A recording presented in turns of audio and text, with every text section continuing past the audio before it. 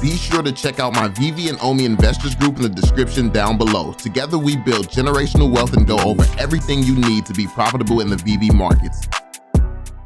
Yo, what is going on, y'all? I'm Cavell Anderson, and we are back with another Veve and Ecomi video, man. And we're going to be addressing a very serious topic that I've gotten in the comment section. I've been seeing it a lot. Obviously the morale is down in the community. The Veve collectibles are down right now, a correction's happening, and also the Omi token is down right now. There's a lot going on in the world. There's a lot of reasons behind things going down, but the fact of the matter is, when you're a beginner and you see your market going down, that's when the fear kicks in. There starts to become a lot of FUD, a lot of people. It's easy for everybody to say, oh yeah, this is the chosen company. This company is amazing, blah, blah, blah. When we're in the middle of a bull cycle, everyone's hopes are up. When I say that you all need to learn how to control your emotions, it's not an insult. Like, people take it as an insult. It does not matter how bullish you are on a company when everything looks good. It matters if you still maintain your optimism when shit looks like it is right now. Because the fact of the matter is, if you look at this stuff, it does not look good. But you can see the people who are experiencing the people who are not, because some of us are worrying and some of us are not. And when you look around and see who you're surrounded by, if you're surrounded by a bunch of people who worry, then obviously you're going to be another person worrying.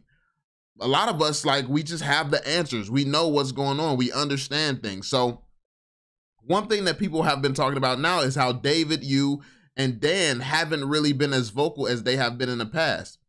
Let me think. A migration just happened. This app is continuing to grow more. They're still getting partnerships, doing drops, securing licenses, and on top of that, now for the first time, they have to focus on the Omi token, figure out how to develop all these features, integrating the Omi token into basically the app. They have to do all this stuff behind the scenes, yet they need to stop doing things that has never been done before and hold your hand. This is your logic. They have a choice to make you money or hold your hand, and you're like, I just want to update. I just want my hand held a little bit. Just tell me, let me know you're making me rich. Like, bro, like, and then like listen to this comment right here. Listen to this comment right here. Cause it's crazy how people out here talking like straight females, sounding like clowns, and actually, my bad for disrespecting females, because a lot of these guys don't even sound like females. They sound like, I don't know what they sound like, but it's way worse. But here we go, man. This guy says, same old stuff like Ecomi team always say about Journey. This man always talk the same shit. Instead, ask team now that migration is complete and we haven't got any exchanges yet. No Omi to NFT. Forget about Veveverse. Now development takes time. Grow up, Mooney. So you have people running around in comment sections crying, calling me a Mooney, and telling me to grow up at the same time. Like, do you hear yourself? Like, do you really, you just cried about quite a few things, and then called me a Mooney with you had two E's. You had an IE, you had two E's in that. You said Mooney, and you really just told me to grow up at the same time. It's like you all are so delusional. You don't know when you're being hypocritical. It's crazy. But to address your concerns, now that the migration is complete, they have already explained that we don't have exchanges because we are on the exchanges wait list. And with what's going on in the world, we don't know how long these wait lists are. We know that there's a lot of tokens and new tokens and stuff like that popping up every single day. New cryptos popping up all the time. So just because we're on a waiting list, we don't know how long that waiting list is going to be, but they have already came out and said we're on a waiting list, which means when you're on that list, you wait. Like, they don't make the rules. They don't say how long you have to wait. Like, Veve is not in control of everything, contrary to what people may think. Veve is in the business of having partnerships and working with other companies right now. This is Veve's sole business model right now. While that's not the same for the future, that is really what Veve is right now. It's working with a bunch of other partners, which means when there's deadlines and drawbacks and things like that, it's not just what Veve thinks or what Veve wants done. It's what the partners or whoever they're working with at the time is what they want or are able to do at the time as well. Just like with Immutable. Veve, like when Veve first told us how long Immutable would take, they told us how long their part would take. Then it turns out Immutable couldn't really handle that. So it took a hell of a lot longer because Immutable wasn't ready to handle what Veve could. So this is what people need to understand, bro. It's not always just black and white like people want to just try to make it. Then he said no Omi to NFT yet. Yeah, like literally, we've been buying things with gems. We've been using gems. It's been so gem heavy to the point that they added in an MTL to shut people up.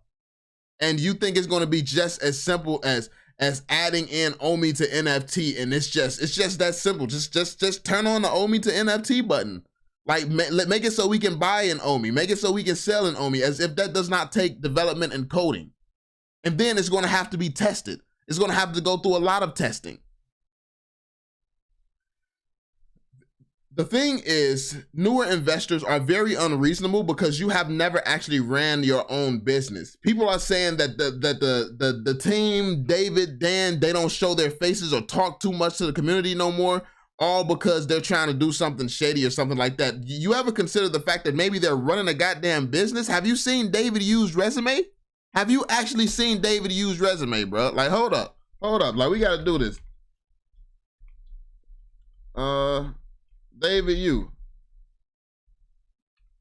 There we go.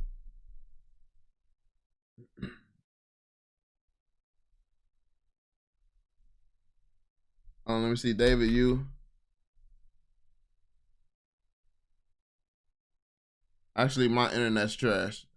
But essentially, David Yu is currently working. I'm not finna look through 100 different David Yus. But David Yu is currently a part of like 10 different projects. He's currently a part of like 10 different projects while still maintaining Veve, boosting Veve to where it needs to go, while still doing all this stuff. David Yu has his own businesses. He's very successful already with his own collector's business. And also he has a bunch of other different businesses. And everybody else on the team is accomplished as well, working on things as well. But they're still giving their all to this project. They're still giving their all to Veve. And people don't want to accept the fact that things take time. The fact is, people were worried about these burns and everything happening with Ecomi right now. People were saying, oh, we still want to update. We still want to be told what's going on. We still like, we don't even know for certain that buybacks was ever mentioned in the white paper, yet people are saying, oh, the thing has fundamentally changed. We don't know if it was in the white papers to begin with. Has anybody shown proof of the buyback section in the white papers? Have we seen that? The speculation right now is that it's been removed from the white paper and no mention of buyback is there. Was it ever there? Do we have proof that it was ever there? The thing is, people like to say whatever fits their narrative. People want to make it seem like, oh, these are bad guys, so they're spinning things to make it seem like they're bad guys. The fact is, way too many people say things without having evidence to support the things that they say. And then you fool a bunch of other people with no evidence into believing this stuff.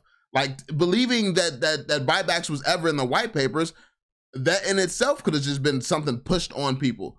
Like we don't know, we don't have all this information. And people who have downloaded the white paper from 2018, they say, I haven't seen it yet, and I will be making a video on it going through the white paper from 2018. Once I see this, like people are telling me that it was never in the white paper to begin with. So if that's the case, how are you actually upset that something is not mentioned in the white paper that has never been there? Like, it's just like people are looking for reasons to start hating this team, to start hating things, simply because the prices of everything is down. Guess what? This is what happens in markets. If you can't put your big boy pants on and stop crying about prices going down, then just don't be an investor. It's very simple. No one forced you to invest. Nobody forced you to take on this risk. But the fact of the matter is, an investment is always going to be a risk. It's that simple. You put your money into a collector's app, buying a collector's item, and you chose to buy this. Why did you buy it? Collecting something means you're buying it to buy it. So why are you not holding what you're buying? Because a lot of you all are not collectors. You got in here to make money. And instead of doing what the people actually making money is doing, buying, holding, and chilling until we know it's time to sell, you're sitting here crying, looking for quick flips and things like that. If you want to be a trader and a flipper, do that. But don't cry because it's not working out in your favor. You chose to go that route. You should have had a plan coming into this. You should have knew what you wanted to do coming into this. Not just sitting around making up FUD for absolutely no reason whatsoever, yo. Like, it's really annoying seeing how many people are sitting around spreading hate, just making things up, talking about how the team don't care about nobody no more, and stuff like this, all because they're not holding your hands. They're actually handling business, doing what it takes to make everybody wealthy in this community. Like, excuse them if they actually have a job to do outside of just baby and a bunch of grown-ass investors. Like, I excuse them. It's like, people think that people are so entitled. They think that every hiccup, everything that goes wrong, let's say something was removed from the white papers, it takes time, like, to do certain things. Who says that they tell you on your time? They need to tell you on their time.